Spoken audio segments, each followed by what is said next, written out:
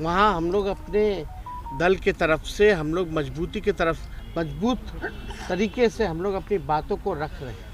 लेकिन सरकार का एकमात्र एजेंडा है हिंदू मुसलमान में नफरत फैलाना। और इस देश की खूबसूरती ही डाइवर्सिटी है, देश की खूबसूरती डाइवर्सिटी है। इसलिए किसी भी प्रकार से जिस प्रकार की नफरत की राजनीति हो रही है, इसके खिलाफ हम लोग हमेशा से खड़े रहेंगे।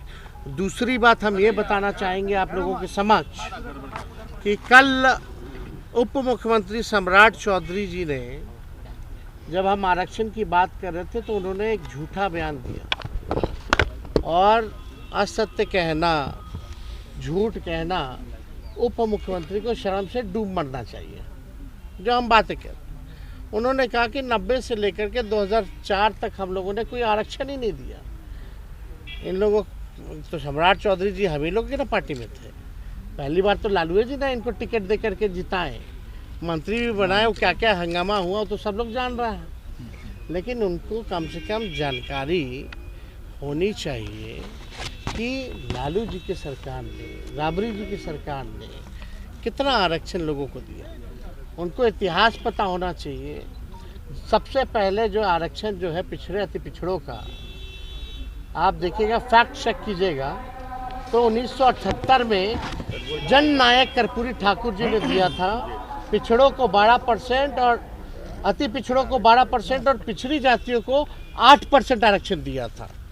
और उस समय भाजपा के लोग क्या क्या नारा लगाते थे कर्पूरी जी के खिलाफ। आज सम्राट जी को याद है कि नहीं है?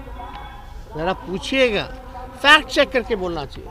जब लालू जी जो है, इसके मतलब 1978 के बाद 12 साल बाद लालू जी 1990 में जब मुख्यमंत्री बने, उन्होंने 12% जो अति पिछड़ों का आरक्षण था उसको 14% कर दिया था।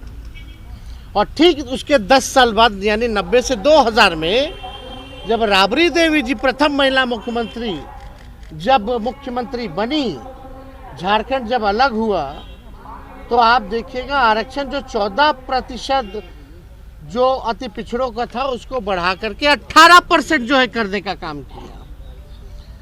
और 2005 में आप देखिएगा कि सरकार हटने के बाद 2005 में नीतीश कुमार मुख्यमंत्री बने, उसके बाद से SC, ST, OBC आरक्षण की सीमा कभी नहीं बढ़ाई गई।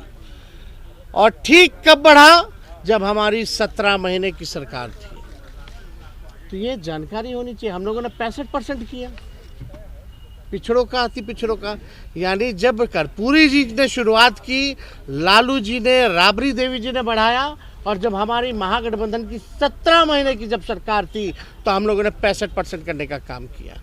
लोग कहते हैं पंचायती राज वाला, तो पंचायती राज वाला तो प्रस्ताव हम ही लोगों की सरकार ने, राबड़ी जी की सरकार ने बनाया था।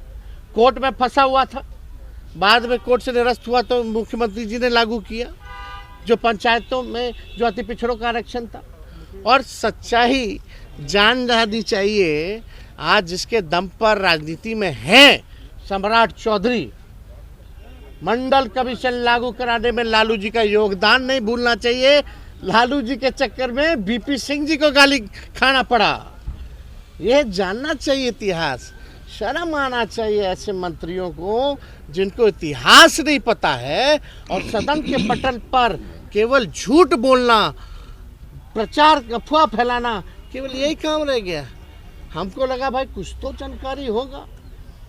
अभी तो कुछ ही दिन ना हुआ है बीजेपी में आए हुए, जुमा ज़्यादातर तो हम ही लोग के साथ रहे, फिर भी अज्ञानी आदमी झूठ बोल रहे। या संगत का असर है या पार्टी का असर है। सच्चाई जो है फैक्ट चेक करना चाहिए। अब कितना आरक्षण आप लोग डिमांड कर रहे हैं? अरे हम तो बोले संशोधन कीजिए ना, अब तो बैरियर टूट गया। और जाति जनगणना के हिसाब से जो है उसमें बहुजनों की जो आबादी है वो 85% है। अगर 65% हम लोगों ने दिया है तो उसको 75 करे या 85 करे।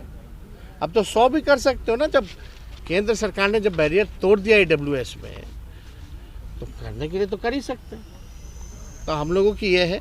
और वक्त बोर्ड को लेकर के हम तमाम विपक्षी दल इंडिया अलायंस के लोग एकजुट हैं। और माननीय मुख्यमंत्री जी को याद करना चाहिए कि बातें बड़ी बड़ी करते हैं, गांधी जी की बात करते हैं और दिल में गॉडसे को बसा के रखते हैं, ये सच्चाई है। ललन सिंह जी ने वक्फ बोर्ड का खुल करके जो है समर्थन किया पार्लियामेंट में, और इतना बड़ा मसला है मुख्यमंत्री एकदम चुप्पी साध रखे। अब आएंगे भी तो बोलेंगे तो कोई विश्वास तो करेगा नहीं। कथनी और करनी में अंतर होता है ना। पार्लियामेंट में तो वहां सपोर्ट कर दिया गया।